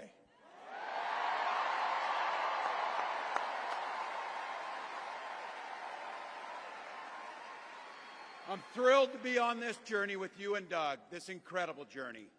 And Pennsylvania, I know you know this, but my God, what a treasure you have in Josh Shapiro.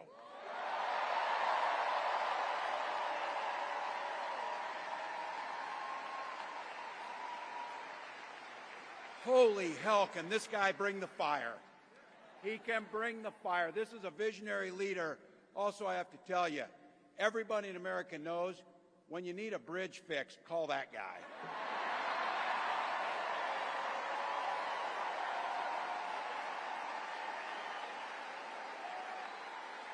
And I think sometimes we forget, and you see people a little one-dimensional, but seeing a guy who cares so deeply about his family, a man with compassion, vision, and I'll have to tell you this, I know this from experience, there is no one you would rather go to a Springsteen concert in Jersey with than him, than that guy.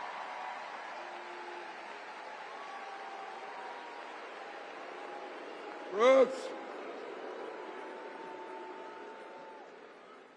And I can't wait for all of you and America to get to know my incredible wife, Gwen, a 29-year public school educator.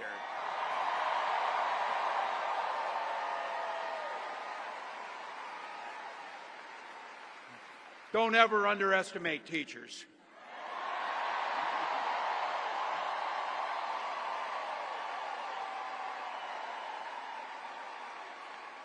And our two beautiful kids, Hope and Gus. I couldn't be prouder to be on this ticket and to help Vice President Harris become what we all know is very, very good for us to think about. Next President of the United States of America.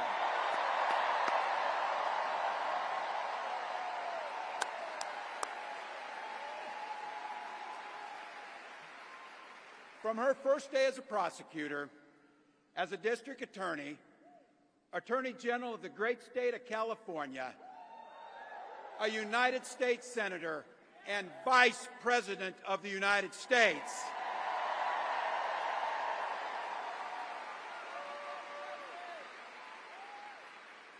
Vice President Harris has fought on the side of the American people. She took on the predators, she took on the fraudsters, she took down the transnational gangs, she stood up against powerful corporate interests, and she never hesitated to reach across the aisle if it meant improving people's lives.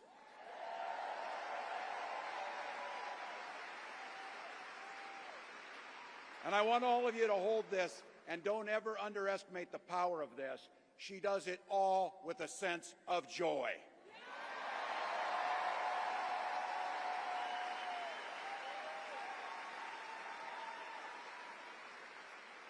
I know a little something about that commitment to people.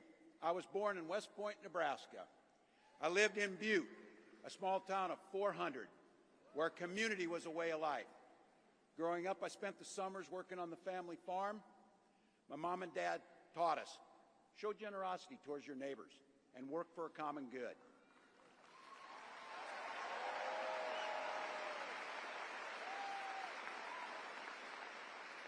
My dad served in the Army during the Korean War.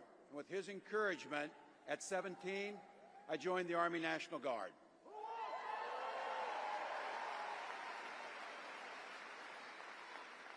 For 24 years, I proudly wore the uniform of this nation.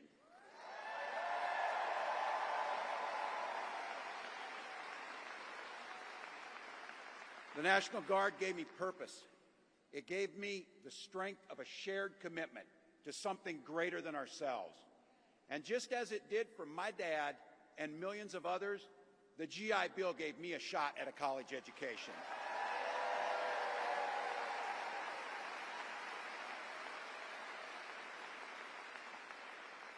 My dad was a teacher. My brothers and sisters and I followed in their footsteps. 3 out of 4 of us married teachers. What we do.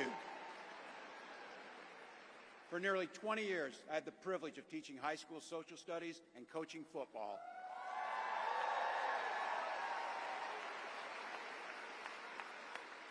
Including winning that state championship. So thank you. Don't ever close the yearbook. Don't ever. But it was my students. They encouraged me to run for office. They saw in me what I was hoping to instill in them, a commitment of common good, a belief that one person can make a difference. So in 2006, I took a leap and I ran for Congress.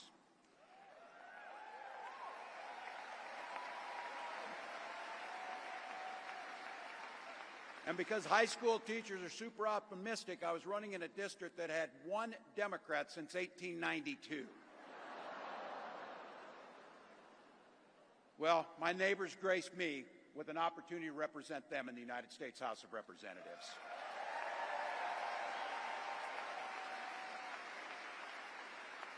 I'm proud of the work we did there together. I worked across the aisle on veterans issues, on agriculture, and on ways to grow rural economies.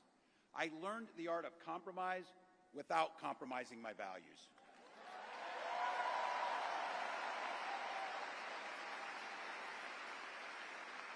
And now, as governor of the great state of Minnesota, I bring those experiences to bear in tackling the challenges that are facing our great state.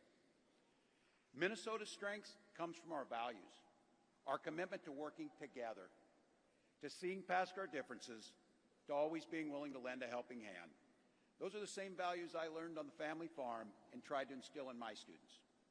I took it to Congress and to the state capitol, and now Vice President Harris and I are running to take those very values to the White House.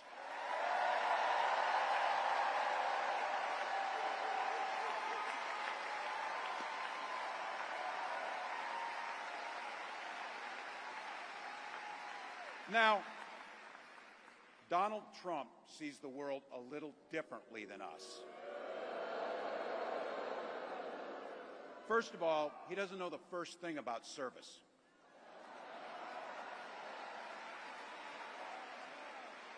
He doesn't have time for it because he's too busy serving himself. Again and again and again, Trump weakens our economy to strengthen his own hand. He mocks our laws. He sows chaos and division. And that's to say nothing of his record as president. He froze in the face of the COVID crisis. He drove our economy into the ground. And make no mistake, violent crime was up under Donald Trump.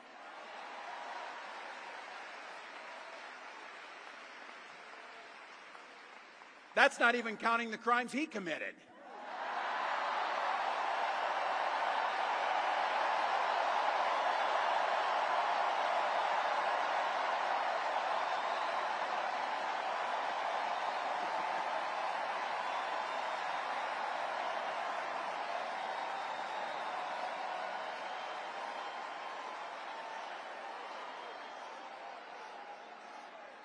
You know, some of us are,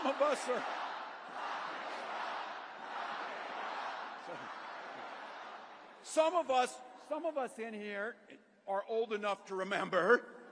I see you down there.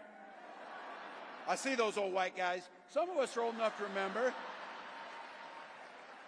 when it was Republicans who were talking about freedom. It turns out now what they meant was the government should be free to invade your doctor's office. In Minnesota, we respect our neighbors and their personal choices that they make. Even if we wouldn't make the same choice for ourselves, there's a golden rule. Mind your own damn business.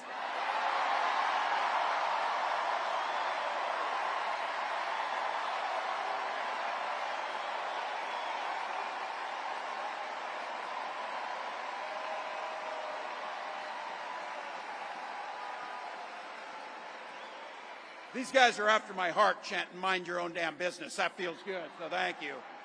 Look, that includes IVF, and this gets personal for me and my family. When my wife and I decided to have children, we spent years going through infertility treatments. And I remember praying every night for a call for good news. The pit in my stomach when the phone rang, and the agony when we heard that the treatments hadn't worked. So it wasn't by chance that when we welcomed our daughter into the world, we named her Hope.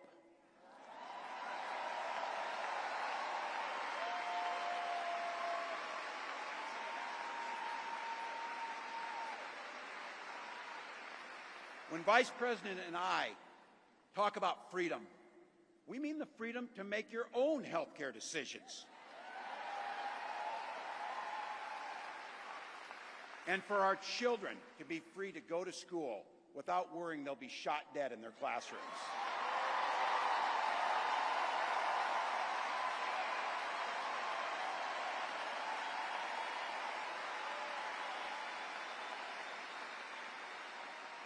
By the way, as you heard, I was one of the best shots in Congress, but in Minnesota, we believe in the Second Amendment, but we also believe in common sense gun violence laws.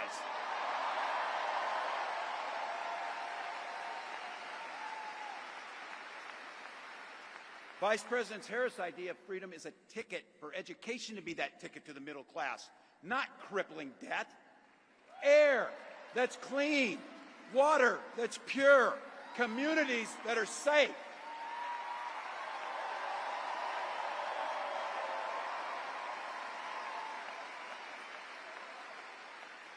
A place where we settle our political differences not through violence, but with our votes.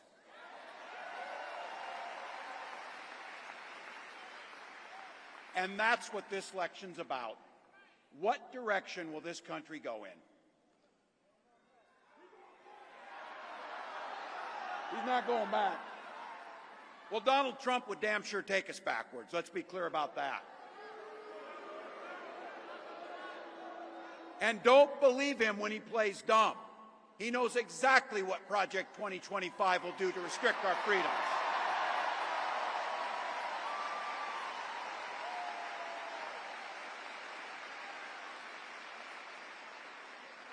To rig the economy to help the super rich. If Trump gets a chance to return, he's going to pick up exactly where he left off 4 years ago. Only this time, it will be much, much worse. Raising costs on middle-class family. He will repeal the Affordable Care Act, no doubt about it. He'll gut Social Security and Medicare. And when somebody tells you are, they believe him. He said he'd ban abortion across this country, and he'll do it, whether or not Congress is there or not. Donald Trump's not fighting for you or your family. He never sat at that kitchen table like the one I grew up at, wondering how we were going to pay the bills. He sat at his country club up in Mar-a-Lago, wondering how he can cut taxes for his rich friends. And I got to tell you, his running mate shares his dangerous and backward agenda for this country.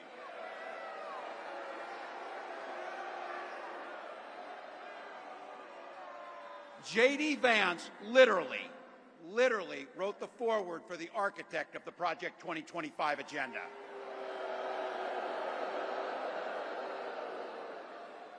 Like all regular people I grew up with in the heartland, J.D. studied at Yale, had his career funded by Silicon Valley billionaires, and then wrote a bestseller trashing that community. Come on! That's not what middle America is. And I got to tell you, I can't wait to debate the guy.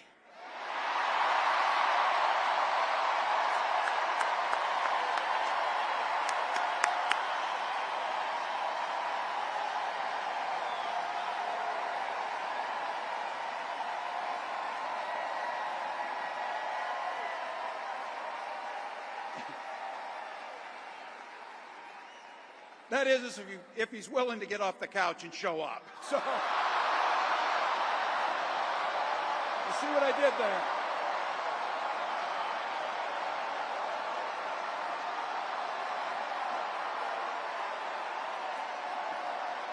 Look.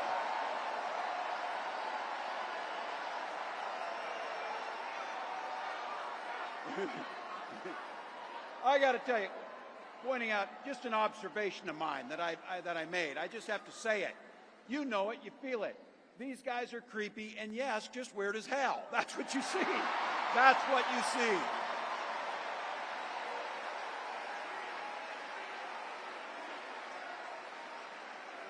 So you know what's out there, so say it with me.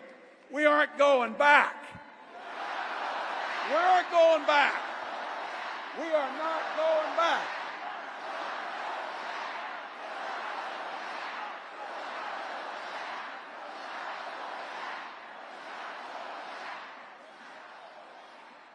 So we got 91 days. My God, that's easy.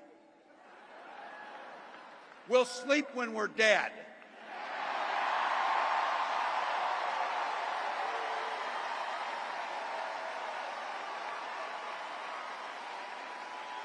Over those next 91 days and every day in the White House, I'll have Vice President Harris's back. Every single day. And we'll have yours.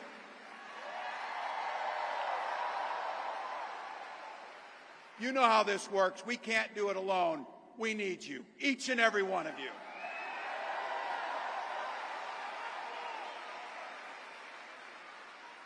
Go over to KamalaHarris.com, get on board, because we need you. Freedom to make our own choices. This leader, this compassionate, careful, joyous leader believes in each and every one of you.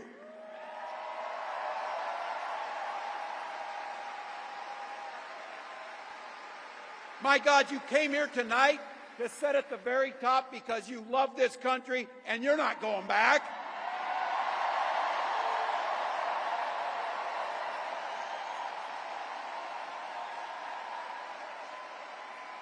She believes in the opportunity for every single person to join the middle class. She believes in the promise of America. We just got to fight. We just got to fight. Because as soon-to-be President Harris says, when we fight, we win.